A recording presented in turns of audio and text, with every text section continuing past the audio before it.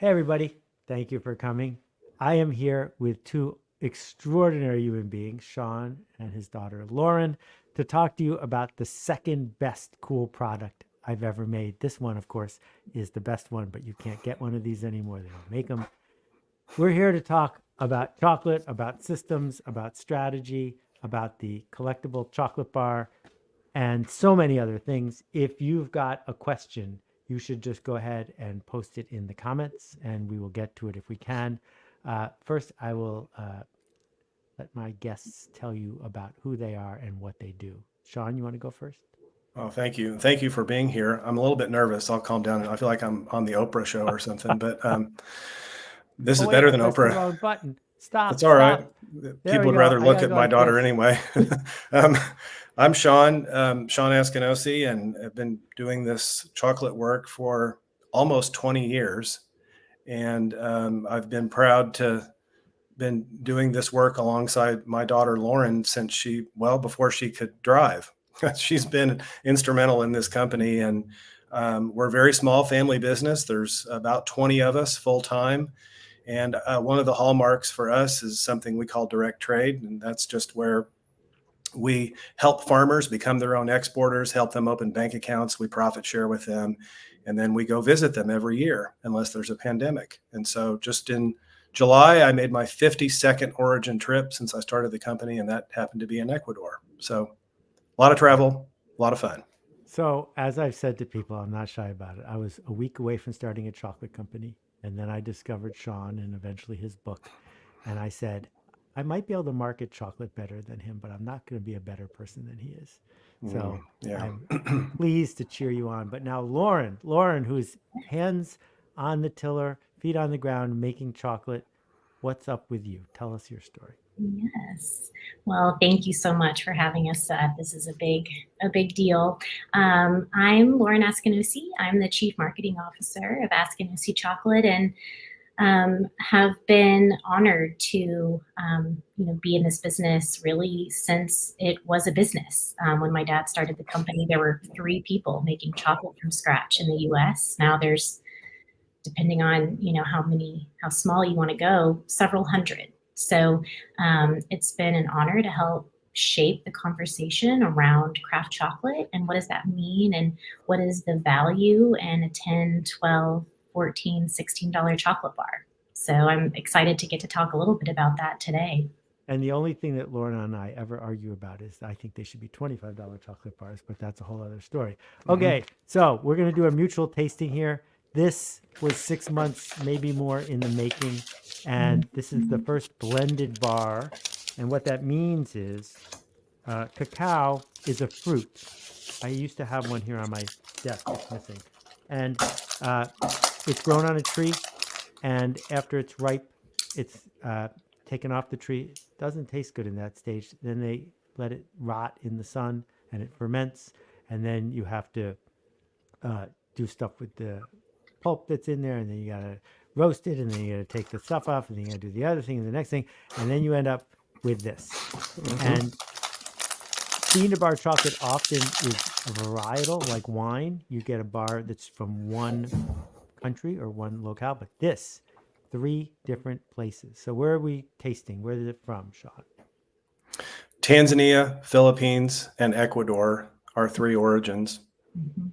Okay, And it's so first we're yeah. going to talk about the tempering. If I go like this, you Mhm. can hear that noise. That is not easy to do. We're not here to No. talk about chocolate production. Otherwise, we talk about tempering for an hour. Let's try it.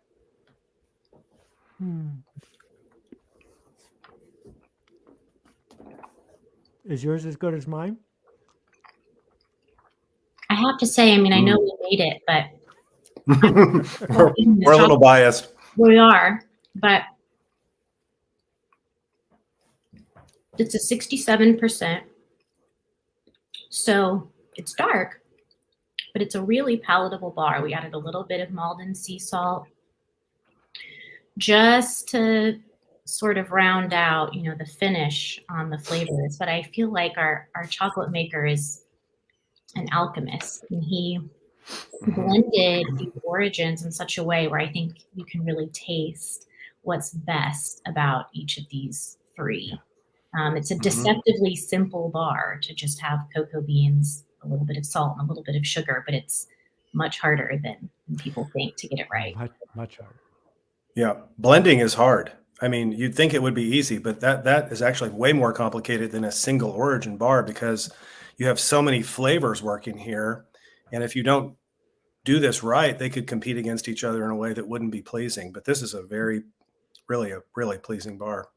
Indeed. All right, so we're going to stop talking about the collectible, but first I want to show you one other thing. Inside the bar is one of these collectible cards. I had so much fun. I made them all myself, and there's different people on them. And 1 out of 50 is, of course, you've already guessed this. I don't even know where it went. A golden ticket.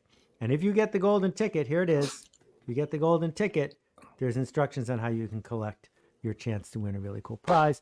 Also on the label is this little tear-off thing suitable for framing on your refrigerator, et cetera, et cetera. But we're mostly here to answer questions and talk about systems. So I want to talk about the system of chocolate.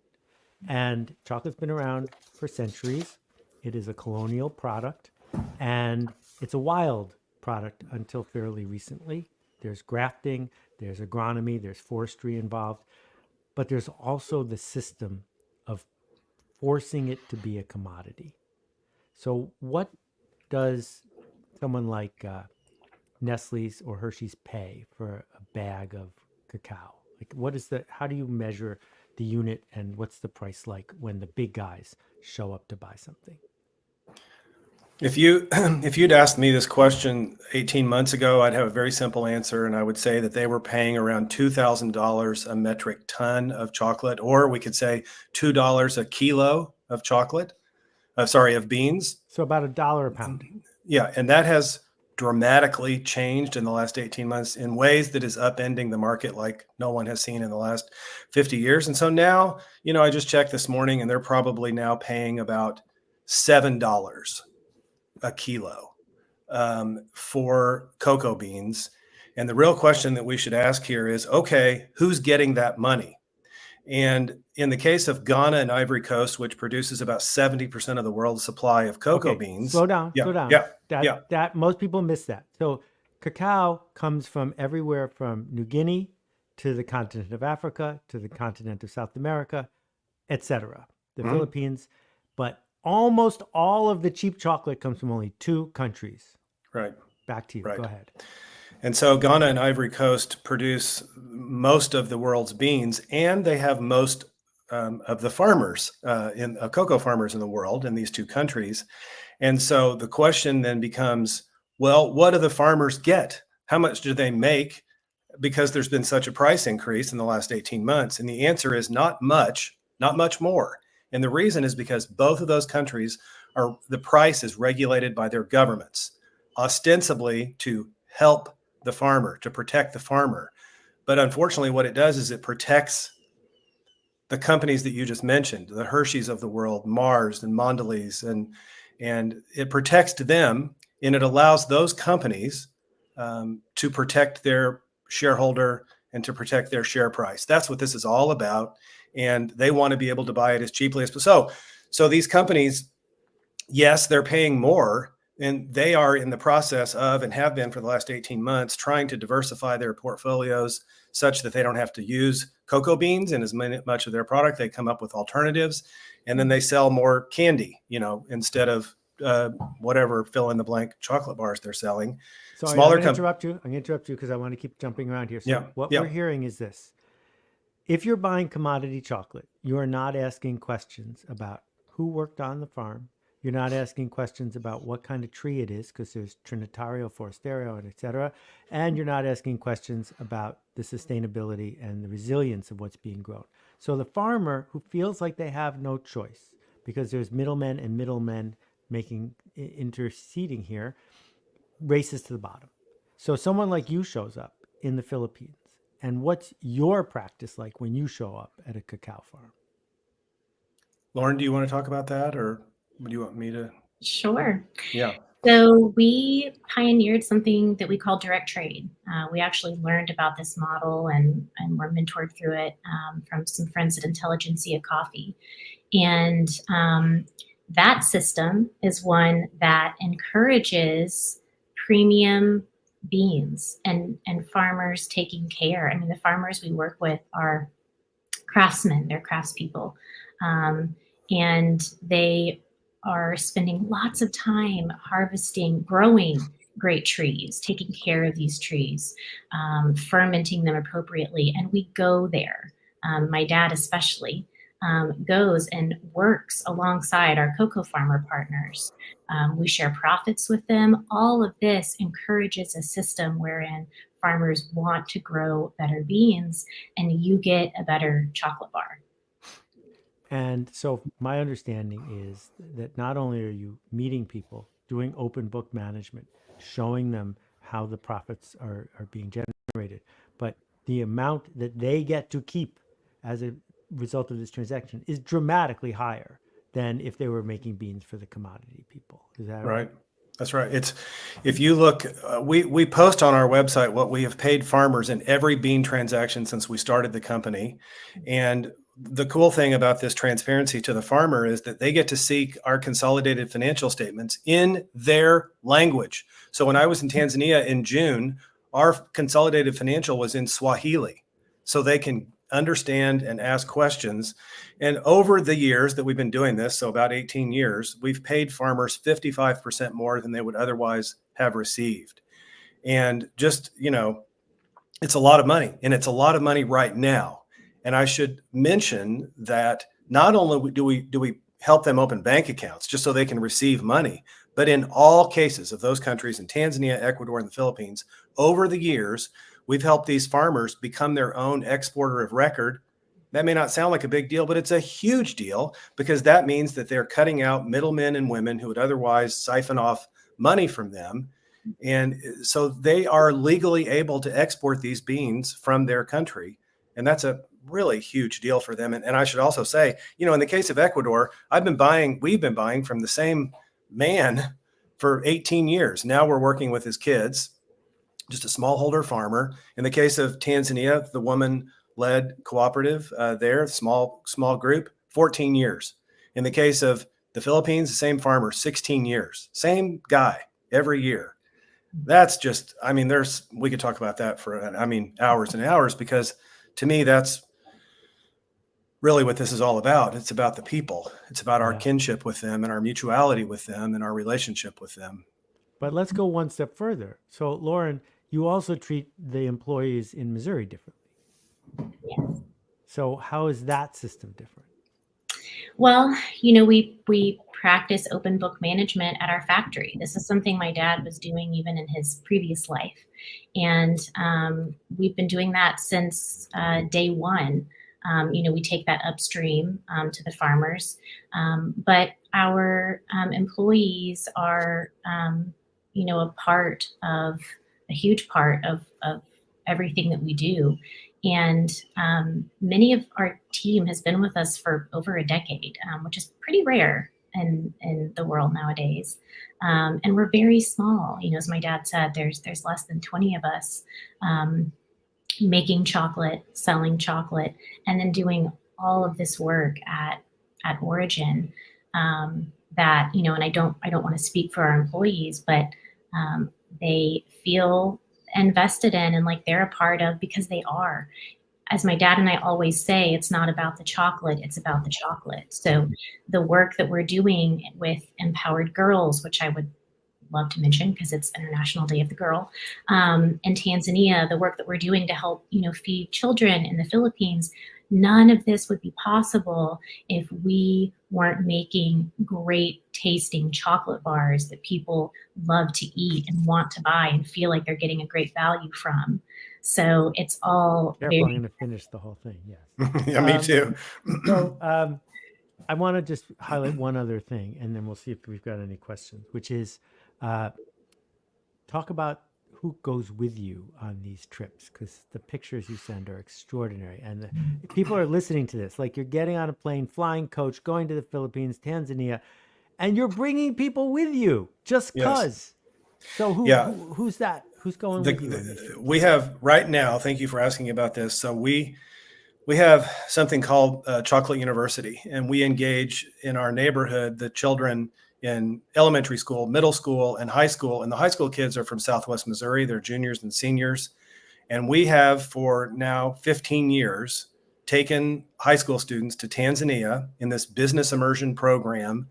And it's been life-changing for so many of these students. I'm still in touch with students from 2010. One of them was a senior in high school back then, and now he's a tax lawyer and on our board of directors. So it's kind of full circle. And this is, we have our own 501c3 foundation now to fund this because we have to raise money to bring kids to Tanzania. But the mission of Chocolate University is twofold. One, that small business can be a force for good in the world. And two, there's a world beyond their own. And so we're in the midst of recruiting right now for our summer of 2025 class of kids in Southwest Missouri. And this is a really important, and all the things that Lawren mentioned about, we have empowered girls, enlightened boys. We provide feminine hygiene products for all the girls in and around the village. But here, think about this for a minute. We've been doing just 20 people. We have one part-time employee in our foundation. And this past summer, we graduated our 10,000th student from our Empowered Girls and Enlightened Boys program in 12 years. That's with one person living in the village there, Tanzanian, herself a graduate of Empowered Girls.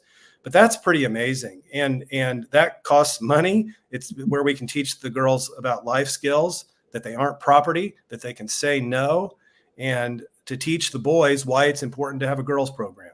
All of that through Chocolate University Foundation. And much of this is driven by Lawren and her vision to empower women, and especially women entrepreneurs. And so I'm thankful for her inspiring me to join her in that work. And these students from Chocolate University work on these projects with us. So, to bring it back to your question, I mean, every other year, we're shepherding groups of high school students to work alongside our team and our farmer partners and, help facilitate visioning sessions for empowered girls and enlightened boys students and hand out feminine hygiene products. So 7,000 students have written their vision of greatness in and around the village since we started this. Extraordinary. So I promise that I did not fake Jolene's comment here. Jolene is tuning in from the Philippines, and her middle name seems to be Godin, but we are not related, I can assure you of that. Okay. So let's now bring this back to strategy. So my book's out in a week and a half, and you're in it, of course. But the thing is, it's easy to be skeptical and hear what we're talking about and say, well, there's 8 billion people in the world and you have 7,000 people in this program. What difference could it possibly make? And the answer is systems got the way they got slowly. We didn't invent the petrochemical system or the chocolate system or the retail system or any of the other systems in one day. And we will fix them gradually, not with an edict, not from the top down. What we know, and I posted this today, is you're not stuck in traffic, you are traffic. And the answer is not that we can fix the climate if each one of us just stops doing one thing quietly and privately. We change the systems when we build new systems. So, Shawn and Lawren now are surrounded by first a dozen, and then 100, and then 1,000, and then 10,000 people in their ecosystem.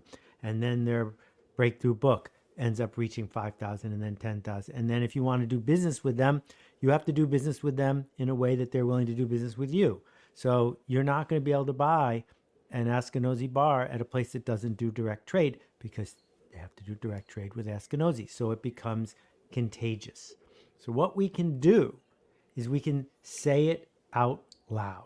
We can realize the system is there. We can describe the system, and then we can say, where is our lever? Where is the place we can show up sustainably, persistently, consistently for decades that will ripple across? And Shawn's slogan is more than a koan. I don't know where you were when you thought it up, but saying it's not about the chocolate, it's about the chocolate causes us to say, wait, what does that even mean? And I think what it means is you have to see the system. And Askinosie is a strategic organization that happens to make chocolate as a byproduct. And when Shawn showed up, there were almost no bean to bar companies in the world. But by establishing a standard for what it means to be a bean to bar company, now there are thousands of bean to bar companies, and they've all been influenced by you as well. So yeah, we're looking for levers. So we're going to start wrapping this up. If anyone's got a question, we're going to do our best to answer it. Lawren, what haven't I covered that you want people to know? And I've already eaten half the bars. This is, the whole thing's been going on.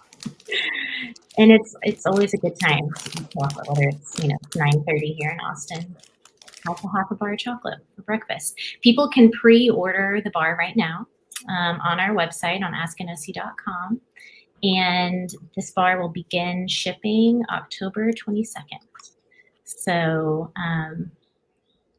find us at askinosie.com. And it really is limited because once they're gone, there's not any more. Right. I was going to say this is a very small batch of chocolate. We've pre-sold a lot. Thank you, Seth. And when it's gone, as a lot of good things are. Yeah, it's true. So Daniel has a question. Do you either want to chime in? Because the magic of this business is competitors aren't really competitors. When someone's showing up to buy some chocolate, how can they tell the difference between the good stuff and the not so good stuff? This is a great question. Lawren, go for it. So I see Daniel's asking about the third-party sustainability labels to look for. So my answer is that even those sometimes are not necessarily going to tell you the truth about the practices of the companies that are a part of them.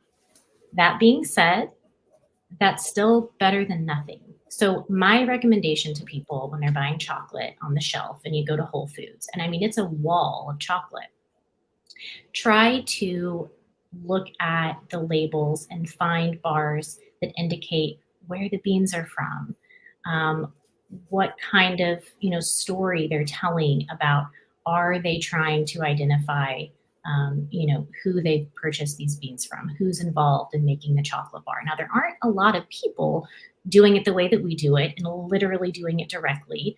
A lot of our craft chocolate friends, are using brokers, but still having some claim that they're paying more for the cocoa beans, or in our case, sharing profits is important. We'd like to think that we can go to a store like Whole Foods and they've, vetted the brands for us and they're only carrying brands that are, doing great work. Unfortunately, that's not necessarily the case. So Daniel, I love that you're asking, how can we know? Go to their website, go to their Instagram. I do that all the time, when I'm shopping, and check them out. I think that all of this boils down to something we talk about in the book, and Ari Weinzweig, the co-founder of Zingerman's Deli, talks about this a lot. And it is that trust is a character state that's built over time. And so if you see a company that you like in the chocolate space or in the coffee space or whatever, then you're going to build a relationship with them. And as Lawren said, you're going to, over time, you're going to read the stories, you're going to hear the stories, you're going to see how they behave, and you're going to observe that. And then you're going to make some purchases and you're going to see how that relationship develops. And do you trust them over time? That's the way I think we can best engage in these decisions. It's also, again, any individual with $1 in their hand has power, but where the power really happens is it creates pathways. So there is a market now for bean to bar chocolate that did not exist 15 or 20 years ago. Mm-hmm. The biggest shift is refusing to buy the fun pack, the mini size, the crap in the other aisle. That when people discover that there is a market for a $15 bar of chocolate, there will be more $15 bars of chocolate. And the race then to make a better one, a more ethical one, a more regenerative one will be on. And so, what we learned with the Carbon Almanac is it's very easy to say, I don't want to be a hypocrite and to just opt out of things. But the real work, the hard work, is to organize the others. To say, what's normal in our neighborhood is we give away these kinds of chocolate bars. What's normal in our neighborhood is they have Meatless Monday at the high school cafeteria. It doesn't take very many people to organize. My town bans leaf blowers now 7 months a year. We're working on 12, like the town next door. How many people do you need to ban a leaf blower? Well, Lawren managed to ban one at her house today. But in general, you only need 20 people in the village to have enough influence to start to ban that. And that's how systems change. So anyway, Luis has a question to wrap us up. Lawren, bring us home. Can you answer Luis's question? Yes. So this is it's the Seth Godin bar. It's a 67% pre-order. If you go, should be on our just dark chocolate landing page, the Seth Godin bar.